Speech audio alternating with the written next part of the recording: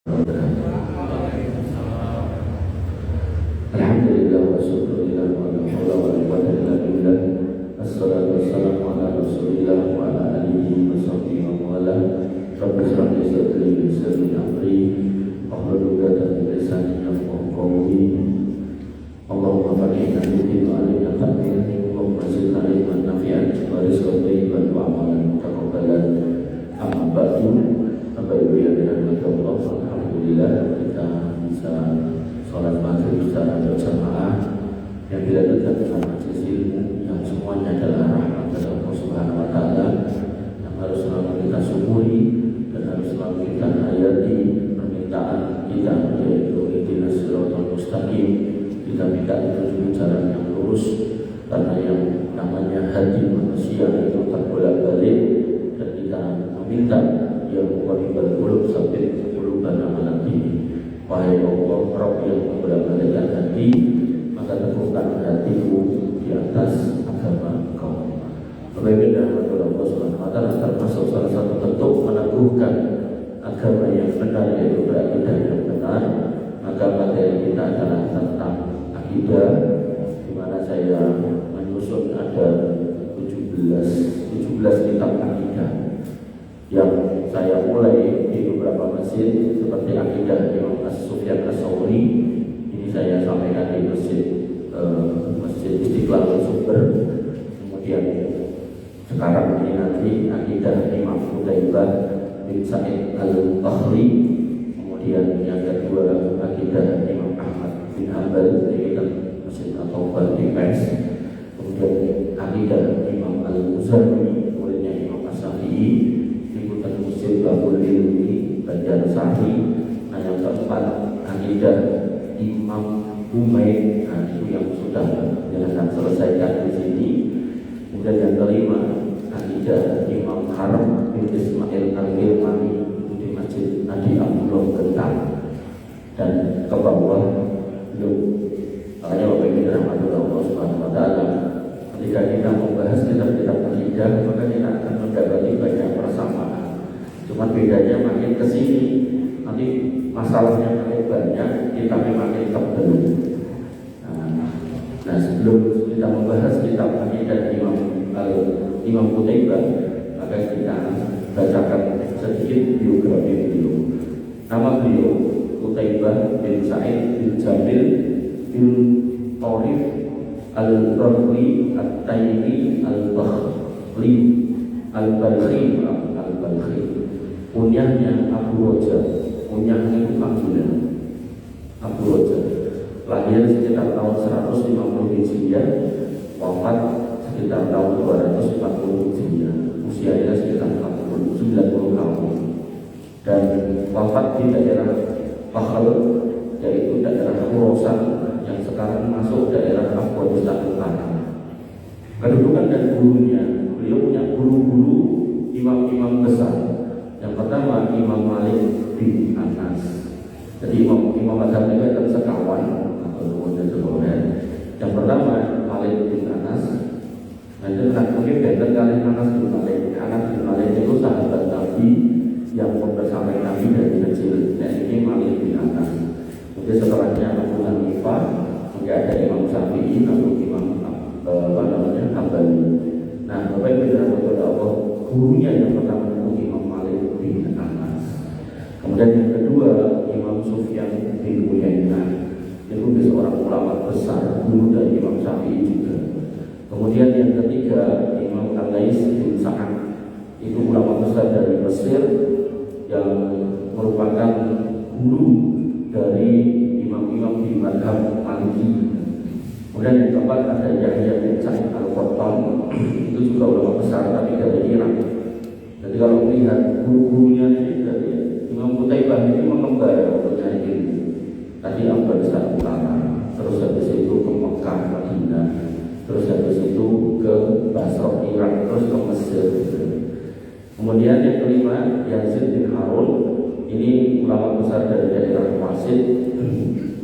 Sudah beda tempat lagi. Kemudian yang keenam Jarir bin Abdul Hamid, ini imam dari Kufah, Irak lagi. Kemudian ada Ishaq bin Sa'id atau Ibnu Sa'id As-Samarqandi, ini dari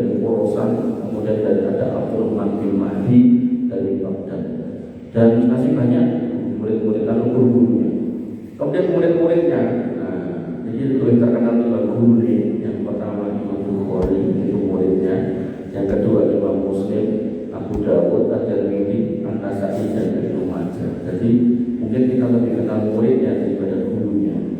Bapak dirahmati oleh Allah Subhanahu Wa Taala. Ujian ulama tentang beliau, saya uji tentu muridnya. Imam An-Nasa'i berkata, Siqatul Ma'munun. Beliau ini orang yang sikoh, orang yang terpercaya, akidahnya yang kuat, kemudian yang dapat dipercaya juga ucapannya. Imam Ibnu Hibban berkata, karena mimman yahfadu wa yutqinu wa yafhamu. Beliau adalah orang yang hafalannya kuat, detail, teliti, dan memahami hadis dengan baik. Imam Adz-Dzahabi berkata tentang beliau, al-imam. Imam Qutaibah ini seorang imam, pemimpin dalam agama, al-hafidh, orang yang hafal banyak hadis. Kemudian as-saqoh, as-siqoh, orang yang kokoh dalam dirinya. Kemudian ahadu a'lam dari Islam, orang yang termasuk paling besar namanya, paling besar pengaruhnya dalam keilmuan Islam. Nah, Bapak Ibu dirahmati oleh Allah Subhanahu Wa Taala, dia wafat di usia 90 tahun. Nah, itu biografi singkatnya. Nah, kita masuk ke kitabnya. Bapak Ibu dirahmati oleh Allah, kitabnya ini tipis tapi intisari dari akidah Islam. Dia mengatakan dalam kitabnya, qala Imam Abu Ahmad Al-Hakim, Imam Abu Ahmad Al-Hakim berkata, Sami'tu Muhammad ibn Ishaq As-Saqafi, aku mendengar Ibnu Ishaq As-Saqafi berkata, Sami'tu Abu Roja Qutaibah bin Sa'id, aku mendengar Abu Roja, yaitu Imam Qutaibah bin Sa'id berkata, beliau Imam Qutaibah mengatakan, hadza qaulul a'immatil makhudi fil Islam. Yang akan kamu baca ini, yang akan kamu pelajari ini adalah intisari dari akidah Islam yang diambil dari para imam-imam di dalam Islam, para ulama-ulama di dalam Islam. Yang pertama, ini kalau wajah dari mungkin di pertemuan yang akan datang kita bahas satu persatu sebagaimana biasanya. Nah, yang pertama, ar-ridho bi qada'illah wal istislamu li amri wasabro ala hukmi. Seorang muslim harus ridho pada ketentuan Allah, berserah diri kepada perintahnya, dan tidak boleh balelau, tidak boleh nyeyelan, gablek. Jadi kalau disuruh mampu jalankan, tidak mampu sabari, minta hidayah, minta petunjuk supaya bisa. Kita pulang mustaqotun, jangan bantahan. Kemudian wasabro ala hukmi, dan bersabar terhadap hukumnya. Yang sholat ya sabar, sampai kapan kata dia kalian yang sampai meninggal. Yang memilih yang jujur ke dunia ya sabar, yang jangan mencurangi timbangan ya sabar. Makanya sabar itu bukan soal cobaan roh, sabar dalam ketakwaan, dalam beribadah itu sabar juga. Kemudian beriman bil qadri wa ilihi wa syarri, dan beriman kepada takdir baik yang baik maupun yang buruk. Dapat nikmat ya dari Allah, dapat musibah ya atas izin Allah. Wal akhdu bima amara Allah, dan mengambil atau melaksanakan segala yang Allah perintahkan. Pokoknya Gusti Allah oleh Rasulnya memerintahkan, kita sami'na wa ata'na. Wa nahyu amma nahallahu anhu, dan mencegah atau meninggalkan semua yang Allah larang. Kemudian wal ikhlasul amal lillah, dalam beramal ikhlaslah kepada Allah, wa tarkil jidal wal miraq wal khusumati fid din. Nah, urusan agama tinggalkan jidal, berdebat, debat kusir sing ra cetha niku, kadang nanti foto-fotoan padu. Wal miraq, dan pertengkaran gara-gara soal agama, wal khusumat, dan perselisihan fid din dalam urusan agama. Bedakan antara diskusi sama debat. Nek debat itu wong gak kalah, tapi nek diskusi niku cetok. Tanya, Mas hukum ini napa? Ini dalile iki ayate ini napa hadise? Oke, matur nuwun. Niku diskusi. Tapi nek debat, iki ini orang, ini malah padu. Nah yang seperti itu kalau kita berakidah yang baik suruh tinggalkan yang debat-debat kayak gitu. Kemudian wal mashu ala kufain, dan termasuk hal yang diperintahkan atau diperbolehkan di dalam agama yaitu mengusap kedua sepatu. Ini dalam akidah Imam Sufyan Ats-Tsauri ya.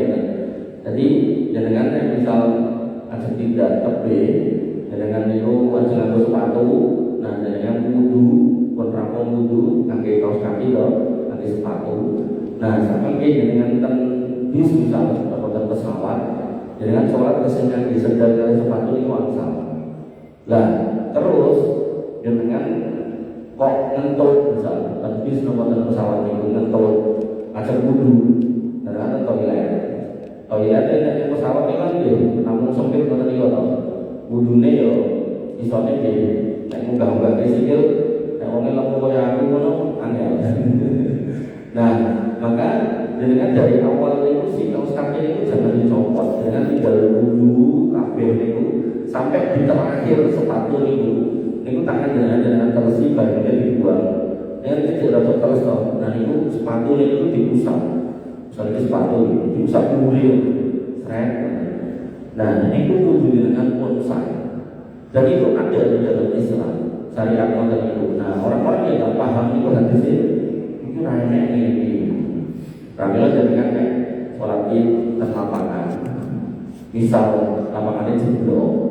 Nah jadikan di rumah wudu, terus maka ngambil sepatu boot, mungkin budi letri kalau sepatu bootnya akan dicopot. Nanti sholat itu ngambil sepatu boot itu, termenopo.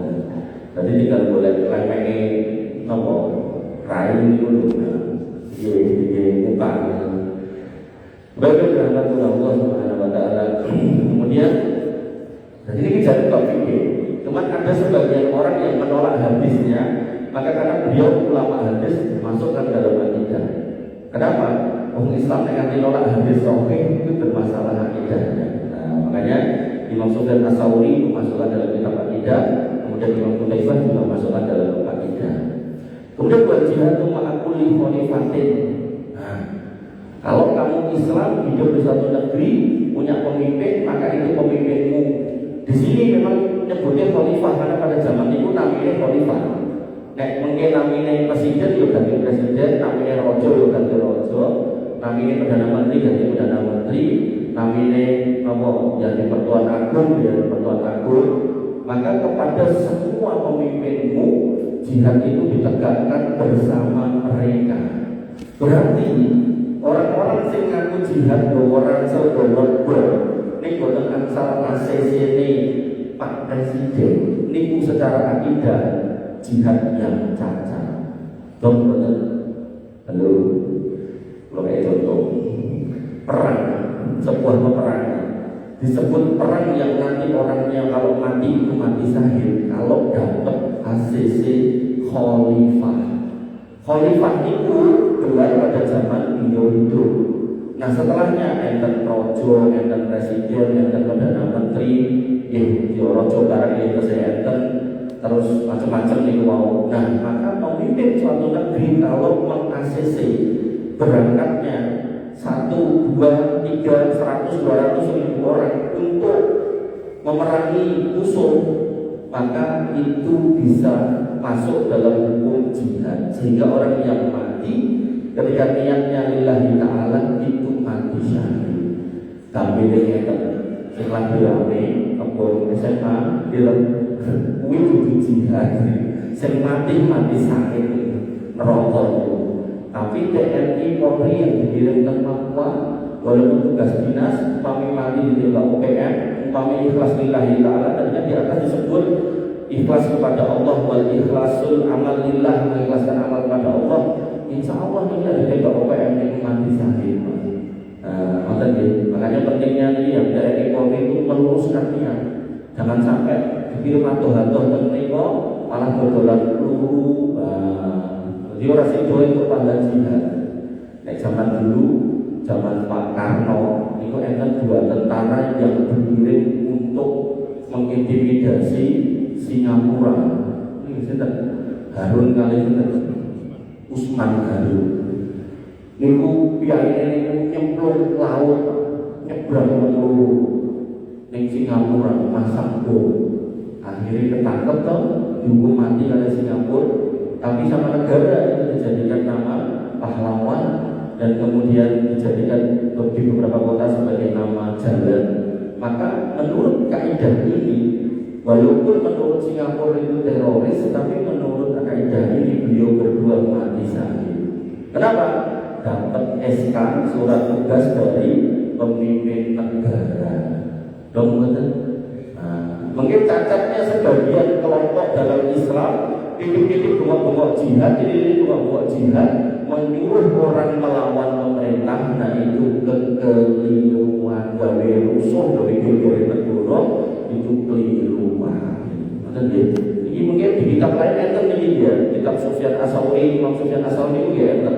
Bahwasanya di poin yang ke-8 wasobru tahta liwa'is sultan. Kalau kamu hidup di suatu negeri, sabar karo pemimpinmu senajan kaya apa wae. Wa in kana adilun au fajirun, walaupun dia ini orang yang adil ataupun orang yang kurang baik, sabar.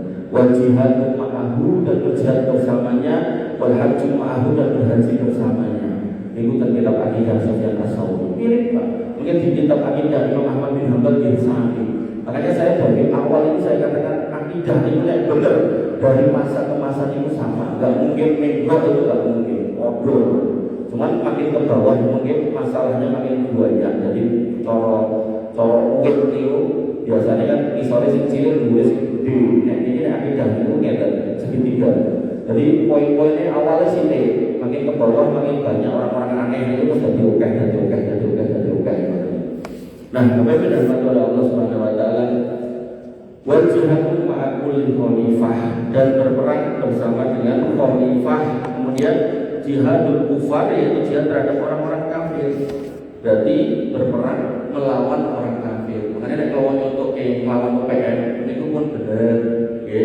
Kalau contohnya melawan Singapura pun benar. Tapi yang mungkin jihad yang perang melawan Brunei, yang melawan Malaysia, lah di situ mungkin bisa ditimbang sebagai perintah yang tidak benar. Ketika perintahnya tidak benar, atau akan dimakhlukin fi maksiatil khaliq, maka kita punya hak untuk tidak ikut. Oh, bangunkan pengen perang lawan Brunei, saya tidak ikut. Nah, kita pecat dari tentara, ikut atau apa-apa. Nah, seperti itu akidah. Betul ya? Tapi tidak cekel niku negara kafir, maka jihad lawan ini, negara ini apa kafir, maka hanya Bapak Ibu dan Allah Subhanahu Wa Taala. Laka jihaduhu wa alaihi syarruhu. Akhirnya kalaupun kamu berangkat mengikuti perintahnya, kemudian di dalam perjalanannya ternyata dibuboninya ke bumbu-bumbu politik, hal-hal yang kemudian di luar pengetahuan kamu. Niatnya pengen bukan memperjuangkan Islam, yang pengen ini, pengen itu, pengen untuk macam-macam gitu kan. Kados saat ini dulu, yang ramai saat ini dulu. Sebuah negara Islam besar, Uni Emirat Arab, ngeragati kan Sudan itu nanti dipimpin presiden sipil, terus ada dua jenderal ini bersekongkol untuk kudeta presiden. Jadi ini pun mundur dari presiden. Nah Sudan terbelah, tetap dikuasai sama jenderal yang resmi dari negara. Ini adalah jenderal milisi. Lo kenapa namanya? Nah, jenderal milisi ini mau seorang jadi bagian sih pas sesuai karepe. Akhirnya diragami sama Uni Emirat Arab. Terus membuat kudeta dan akhirnya membunuh saudaranya sendiri. Gampangnya wong ireng materi wong ireng. Jadi boten sedang melawan negara lain, membunuh saudaranya sendiri. Nah, yang seperti itu yang disebutkan di sini bahasanya laka jihaduhu wa alaihi syarruhu. Kalau kemudian pemimpin negeri itu memerintahkan kita untuk melawan sekumpulan manusia yang memberontak, dalam ini wong Islam juga, maka kalau memang itu nanti ada nilai kesalahan, maka kembali kepada pemimpin yang membuat keputusan yang salah itu. Baik, yang dirahmati oleh Allah Subhanahu Wa Taala. Wal jama'atu ma'a kulli barin wa fajirin. Tadi sudah saya sampaikan. Kita diminta untuk selalu berkumpul bersatu bersama si pemimpin itu, walaupun dia orang baik ataupun orang jelek, walaupun dia jelek lebih-lebih dia orang baik. Atau sampun ngeten, Pak Prabowo sholatnya orang tahu ngerti apa. Pertanyaannya nomor sholat ke dalam orang jenengan. Artinya selama dia KTP Muslim dan kemudian tidak melarang dengan sholat dan kemudian ibu-ibu yang berjilbab dibolehkan, semua aktivitas keagamaan Islam khususnya tidak apa-apa, maka itu pemimpin yang bisa kita sebut baik. Soal kemudian dia di dalam kesendiriannya berbuat maksiat, urusannya sama Allah Subhanahu wa taala. Kemudian di sini dikatakan yakni al-jumu'ata wal aidain, wabil khusus kebersamaan yang dimaksud zaman dulu Pak, zaman dulu suatu negeri Islam itu yang masjid satu besar. Nek Jumat itu orang dari mana-mana ke situ. Jumatan dan itu. Nah, termasuk bersatu juga dalam urusan Jumatan dan sholat Id yang kedua. Nah, karena Indonesia rada spesial. Makanya nopo pemerintah itu selalu atau sering berbeda dengan ormas Muhammadiyah. Sebenarnya kalau kembali kepada kitab akidah, harusnya semua warganya mengikuti pemerintah. Tapi pemerintah panjenengan punya kelonggaran. Meh beda yo rapopo. Nah, karena rapopo, maka apa yang dipilih atau dijalankan oleh orang Muhammadiyah juga tidak salah. Tidak salah, tidak apa-apa. Pemerintahnya tidak apa-apa. Tapi tidak pemerintahnya keras, harus ikut saya. Nah, mau nggak mau semua harus bersatu bersama pemimpin. Dan saking nggak pokok nih sampai ada ormas tertentu niku sing sholat Id niku disiki nopo ngeri luweh saka rong dina, bahkan ana sing 3 dina, 4 dina ya mboten napa-napa. Padahal nek berbeda niku harusnya selisihnya maksimal 1 hari. Karena hari Hijriah itu cuma 29 kali 30. Mboten enten 28, mboten enten 31. Makanya nanti pemerintah nyebut Senin, maka budaya berarti pilih sehari sebelumnya atau setelahnya. Nah, jadi kalau ngambil Rebo gitu kan, itu salah ya. Genah salah gitu. Genah salah. Nah, ini nggak paham, orang-orang nggak paham sakit itu.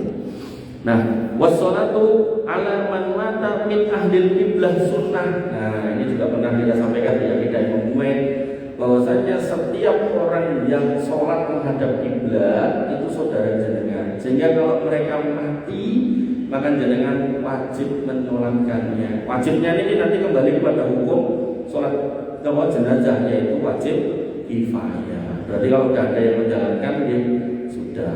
Tapi nek sekampung pegah, lalu berarti dosa kabeh.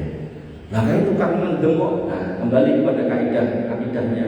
Sedosa-dosanya pendosa di dalam Islam, kalau dia masih sholat, maka dia masih Islam. Maksudnya, nah aku tahu ngerti dia sholat, mungkin kan mau sholat, kecuali istrinya, anaknya yang bersaksi. Saya bersaksi demi Allah, dia tidak pernah sholat sama sekali. Nah, itu terucap dari istri dan anaknya, maka akidah Imam Ahmad kemarin berarti dia sudah keluar dari Islam, tidak perlu disolati. Iya Pak, dokter, pokoknya tidak bingung kacau. Ini kita saya alun ini. Kemudian wal imanu qaulun wa amalun wal imanu yatafaddalu. Nah, iman itu enggak cuma ucapan, tapi juga amal. Wis ngaku Islam syahadat, yo pas sholat yo syahadat, bar nikah atau sholat, ya masalah gitu kan. Nah, tapi bukan berarti kita harus menghukumi, bukan berarti mau sholat. Dan mungkin termumah sholat, mungkin termumah sholat. Nah, tapi Jumatan ya orang tahu ngerti, mungkin Jumatan itu masjid sana. Jadi kita harus berusaha mencari udur, jangan langsung memvonis.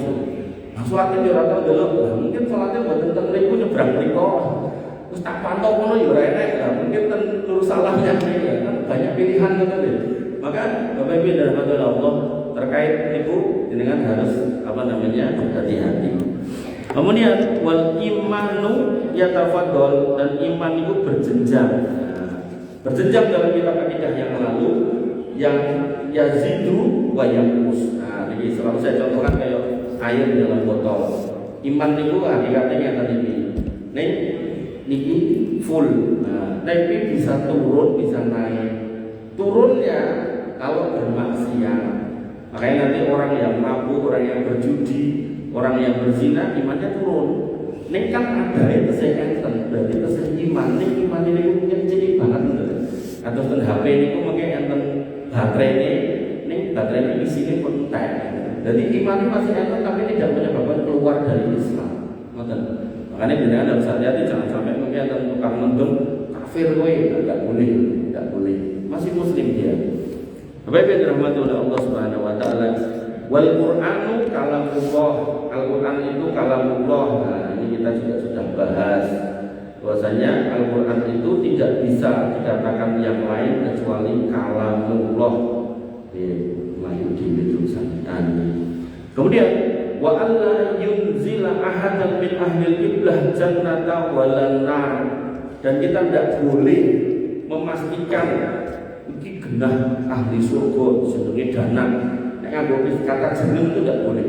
Jadi memvonis dengan nama tidak boleh. Guruku ini surga. Misal bahasa kali kok ngerti sampean. Soalnya aku mimpi dhek ning surga, tidak boleh. Kenapa? Karena yang namanya orang-orang yang disebut masuk surga itu cuma 10 al-mubasysyaratu bil jannah, itu cuma 10. Jadi kita tidak boleh memastikan seseorang itu sudah di surga atau ahli surga, tidak boleh. Tapi kalau sifatnya boleh, kita soleh, insya Allah mlebu surga dan wonten niku angsal. Ini melayu mulai tulisannya. Kemudian mana tadi wala naqta'u as-syahadata ala ahadin min ahli tauhid, dan kita juga tidak boleh memastikan sahihnya seseorang karena dia sudah mati di medan perang. Maksudnya orang yang mati di medan perang itu sahih, tapi kita menyatakan dia sahih yang ahli surga itu tidak boleh. Sampai kita menggelari misalnya sebagian teroris itu ngebomkan terus mereka sesama mereka, kalau nanti tinggal bersama atau bergaul dengan mereka, itu mereka menyebut namanya itu depannya kayak kata as-sahih fulan, as-sahih fulan, tidak boleh. Cukup disebut si fulan rahimahullah, semoga Allah merahmati beliau. Itu. Makanya ini tertulis di kitab akidah. Buatan tulis kitab akidah yang ditulis ribuan tahun yang lalu. Buatan Nabi mawon.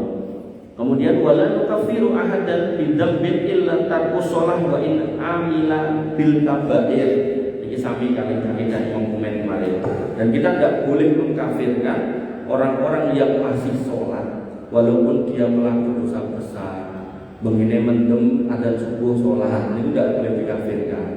Yang sholatnya rumah tidak apa-apa, penting sholat. Berarti sholatnya rumah tidak apa-apa. Prinsipnya itu sebenarnya sholatnya itu harus dikerjakan. Soal di rumah dan di masjid itu bagian dari keutamaan. Nah, ada ulama yang berpendapat di masjid wajib, itu bagian dari khilafiyah. Ada yang ulama mewajibkan, ulama-ulama Hambali ini mewajibkan. Makanya Bapak Ibu dirahmati Allah Subhanahu wa taala. Ya. Kemudian dikatakan wa alla nahruja 'alal umara'i bis-saif wa in harabu. Dan kita tidak boleh kudeta kepada para penguasa. Maka yang dilakukan jenderal sipil Sudan melawan jenderal resmi negara itu tidak boleh, apalagi sampai membunuh ribuan orang sipil. Mana ada video ini ngeri banget. Cah cilik-cilik itu dituduhi nganggo senjata, ibu-ibu itu dituai-tuai, ngeri banget. Demi apa tadi itu? Dan terus UEA itu pasar besar dari emas. Jadi dia itu menjual 20% emas dunia. Itu dol-dolane ing coba tak nyonya. Nah, ibarat bakul butuh barang kentekan. Nah, sing barang yang banyak itu kan sudah itu. Maka dia membiayai kudetanku mungkin ben hidung niku negarane, padahal dia itu kok hidung loro, Sudan sama Sudan Selatan. Sudan Selatan niku pun dibiayai kiai-kiai Sudan yang Nasoro. Nah, saat ini Sudan ini pun Islam kabeh niki dipecah meleh. Nah, niki musibah luar biasa, ribuan orang meninggal. Bapak Ibu dirahmati Allah Subhanahu wa taala. Kemudian tidak boleh mengkudeta pemerintah walaupun mereka memerangi kalian. Maksudnya nanti dalam hadis itu disebutkan walaupun mereka mengambil hartamu dan memukul punggungmu. Maksudnya dalam Islam pajak itu kan tidak ada. Pajak itu tidak ada, adanya zakat. Dalam Islam pajak itu tidak ada, adanya zakat. Nih Ya, ternyata pemerintah kita memutuskan adanya pajak, mungkin karena tidak tahu mekanisme memungut pajak yang baik dan benar, kemudian merasa kebutuhannya banyak, akhirnya ngambil jalan yang paling ringkas, paling mudah dengan pajak. Padahal yang mau jujur, yang dikorupsi dari tambang ini jane nggo pemimpin negara cukup, jane lho nek jujur. Padahal tambang niku sing maringi Gusti Allah, jane nek pengen jujur jane ngoten. Tapi faktanya mereka tetap menganggap kurang, sehingga pilihannya menetapkan pajak. Nah, dalam kondisi pemerintah kita Muslim lalu menetapkan pajak, dan kita kadang kalau petugas pajak itu kuyo-kuyo, mulai nanti pajak laporan, nah, kan gue ada usaha orang begitu laporan ya kita ngomong apa nih, kita lebih bayar itu ya kudune pajak 10 juta, ning lingkup bayar 11 misalnya. Nah, mereka punya SOP. Nah, SOP itu apa? Orang-orang yang lapor lebih bayar, niku kudu diaudit. Tenang orang lebih bayar, jadi negara nggak akan tiba-tiba mau memberikan lebih bayar. Nyok luwihanmu, ketika kita ngapain luwih sak yuta, nyok sak yuta ndak diaudit sih. Mungkin bener nopo mboten niku luwih bayar nopo. Proses audit niku jelimet banget. Nah, kita sebagai perusahaan kecil UMKM niku kan nggak paham niku metode keuangan seperti itu. Akhirnya kenapa? Diaudit. Sing enten ora sida luwih bayar, ning malah kurang bayar. Jadi umpami kula ngeklaim luwih bayar 1 yuta, malah entuk tagihan kurang bayar 7 yuta. Tenan kula bayar 17 yuta kula bayar. Makanya mengke enten pengusaha rada gede timbang kula niku gede meneh. Niku cerita gawe laporan itu lebih bayar itu 900 juta, malah entuk tagihan 5 miliar.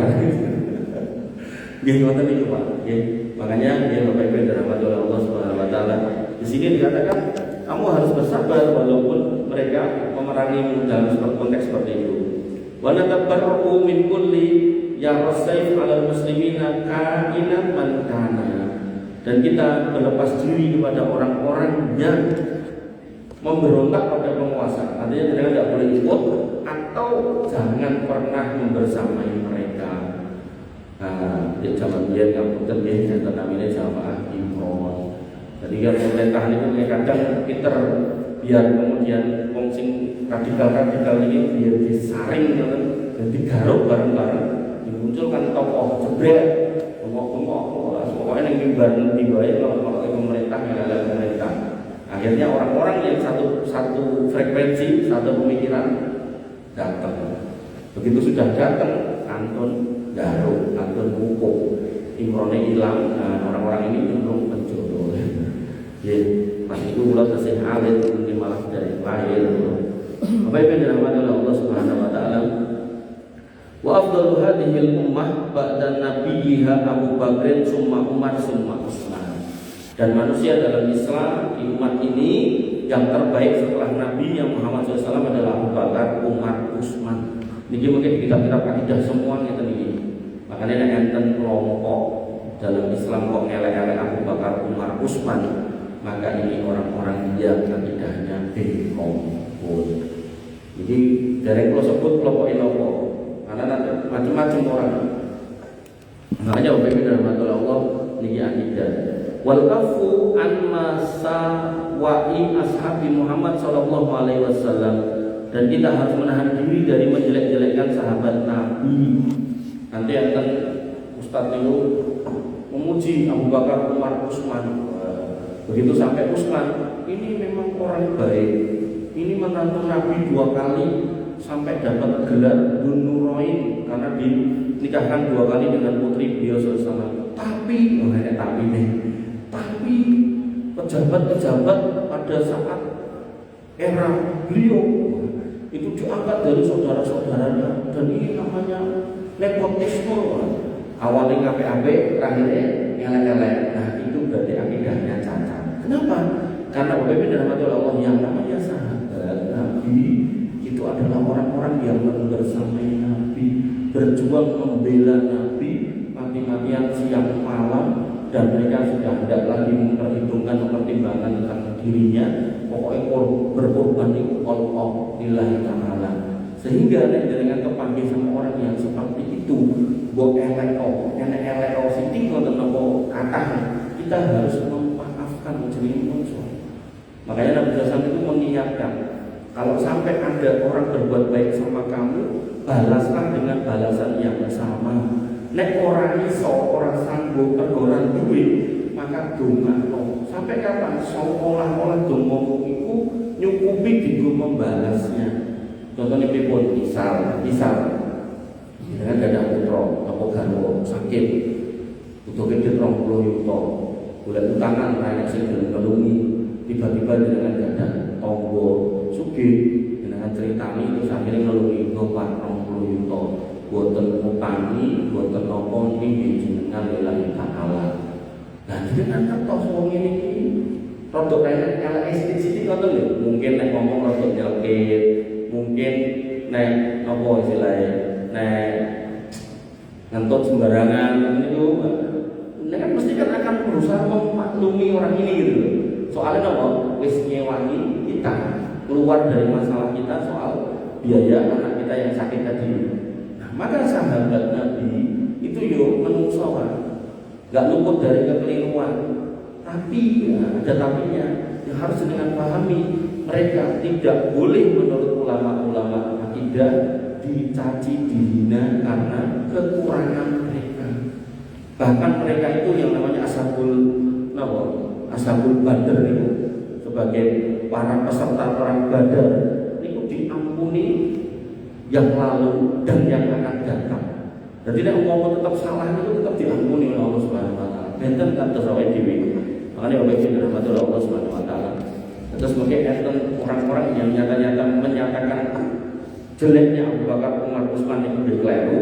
Ada lagi nanti orang yang kedua, awalnya koyo apik-apik, koyo ngelem-ngelem nek nyari-nyari tetap elek-elek. Nah, itu juga jelek. Itu juga akidah yang salah. Kemudian wala tadkur ahadan minhum bisu, dan kita tidak boleh menyebutkan salah seorang sahabat itu dengan kalimat-kalimat yang jelek. Wala nantakisu ahadan minhum, dan kita tidak boleh mencela mereka. Pokoknya kalau ada kekurangan mereka kita diam saja. Wa nu'minu birru'yati, dan kita beriman pada ru'yah. Ru'yah di sini apa? Melihat Allah. Tapi melihat Allah mboten ten donya ten akhirat. Makanya nanti cacat akidah itu ketika orang mengatakan di dunia dia ngimpi lihat Allah itu salah. Atau yang kedua, ada orang yang menyatakan ketemu Allah itu salah. Ada orang yang menyatakan lihat Allah secara dohir itu salah. Ada orang yang menyatakan istilpun Gusti Allah itu salah. Makanya semua klaim itu menjadi salah. Kenapa? Karena akidah yang benar kita akan melihat Allah nanti di akhirat. Wa tasdiqu bil ahaditsil allati ja'at an Rasulillah sallallahu alaihi wasallam fil ru'yati haqqun, dan hadis tentang melihat Allah itu benar, tapi nanti Nabi mengatakan innakum satarawna rabbakum yaumal qiyamah, kamu nanti akan melihat Allah hari kiamat. Ini lho, hari kiamat ini sing kadang hari kiamat itu coret terus diambil mengko iso delok Gusti Allah, akhirnya turu delok Gusti Allah, lagi wirid pikir dhewe bengi ning tengah hutan, ning tengah gua ngomong ngaku ketemu Allah. Ahmad Musodik niku lagi wirid pikir ning Gunung Salak Bogor, yang terusnya tercelorot di langit terus ngaku ketemu Allah itu wahyu, terus menyatakan diri sebagai nabi padahal bahasa Arab orang mudeng. Maka Bapak Ibu rahmat Allah, jenenge sholat ing langit gara-gara pesawat lewat kan bisa gedhe. Makanya orang-orang seperti itu orang yang gagal paham. Dajjal niku nek ngomong sak omong-omongnya dadi udah medhuk orang medhuk. Niku yang seperti itu pun dia ngerumangsani omongan ini kedaden kabeh. Maka terakhirnya setelah dia mengaku sebagai nabi, terakhir dia mengaku sebagai Tuhan. Loh, TKP dadi ngene, omah tak munggah, mas-masane metu, merasa dadak tuku nglumpukke, iki tak nyeneke kaya metu. Nah, nanti aku ki Gusti Allah. Ngakulah dia sebagai Allah sampai dia bisa menghidupkan orang mati yang hidup dipateni terus diuripke oleh. Berarti aku Allah. Dia tidak merasa kalau dia itu bukan Allah, cuma manusia biasa. Sampai diidentifikasi oleh seorang pemuda yang ngaji, yang paham bahwasanya kowe ini duduk Allah. Buktine kok senajan kowe iso kabeh kuwi deloken fotomu ki lho loro. Sijine lara ning ora iso mbok tambani. Nah, berarti kowe iki dijuk Allah. Buktine kamu sakit sendiri aja tidak bisa menyembuhkan. Makanya Bapak Ibu dirahmati oleh Allah Subhanahu wa taala. Makanya nek enten dukun kok hapus-hapus Mbak Rara lowo niku terus ya yen ramudan kok malah udan. Ngono kuwi kok ya dipayu gitu. Padahal nyeluk niku 300 juta lho. Masya Allah menungso ini. Ya, maka di sini harus dipahami ya, bahwasanya ketika seseorang itu mengaku-ngaku melihat Allah bukan berarti dia terus orang hebat, malah itu wong luput itu kaduan. Wa tibba'u kullu ma ja'a an Rasulillah sallallahu alaihi wasallam illa ayyu yu'lamu annahu mansukun fayutba'u nasikhuhu. Maka kita harus mengikuti semua hadis yang datang dari Nabi SAW, kecuali jika diketahui hadis itu sudah dihapus dengan hukum yang baru, maka kita mengikuti hukum yang baru. Makanya nanti ada sekedip lagi. Makanya nanti dalam bab makanan atau bab pakaian atau bab apapun, jadi kan tidak bisa kemudian aku ndelok di Quran enek tak tutke gak enek gak tak tutke hadis tak sikirke, tidak bisa Pak, tidak bisa. Al-Quran jelas mengatakan bahwa atakum rasul fahudu wa manhakum an fantahu, yang datang dari Nabi itu ikuti, yang dilarang tinggalkan. Maka kalau memang di Quran itu tidak disebutkan haramnya ular, bukan berarti boleh makan ular. Nah, terus dalilnya apa Mas? Nabi mengatakan kullu dinabin minasibai fa'aluhu haram. Semua binatang yang punya taring, siung sing dawa. Nah, ini nek bahasa biologi ini berarti karnivora, pemakan binatang lain. Memakannya haram, ya berarti termasuk ular. Nah, berarti nek ular itu makan garangan kayak garangan itu siungnya dawa napa mboten? Pak. Dawa. Berarti gimana asa? Nah, makanya ini tidak perlu kemudian Quran gak enak. Lalu semua nama binatang harus ada di Quran. Quran dengan isinya nama-nama binatang Pak. Kebak mereka ambil sampai mau kalau nanti sinau soal serangga itu hewan cilik di mabur nih, nama ilmunya entomologi. Buku ini sampai tadi Pak. Ini lagi ngomongnya serangga, mungkin manuk ini namanya ornitologi nopo nih. Ini yuk kandel mulai. Mungkin soal mamalia, kandel mulai. Ini udah ditumpuk orang besar ini soal hewan-hewan. Makanya Nabi ini diberikan keistimewaan dari Nabi yang lain, namanya Jawamiul Kalim. Ucapannya ringkas, tapi maknanya luas. Maka ketika Nabi mengatakan kabeh sing duwe siung gak entuk dipangan, maka nggih jenengan pastikan siungen apa ora. Nek siungen ya apa tidak. Kucing, misalnya boten tajem, anjing tak boleh. Nah, mulai kamu yang diurip kan mbah itu kosong terus dagingnya entuk. Dikiri. Bapak Ibu yang dirahmati oleh Allah Subhanahu wa taala, mengatakan rupiah yang bisa saya sampaikan, ya, mudah-mudahan bermanfaat. Alaikum subhanakallahumma bihamdika asyhadu an la ilaha illa anta astaghfiruka wa atubu ilaik.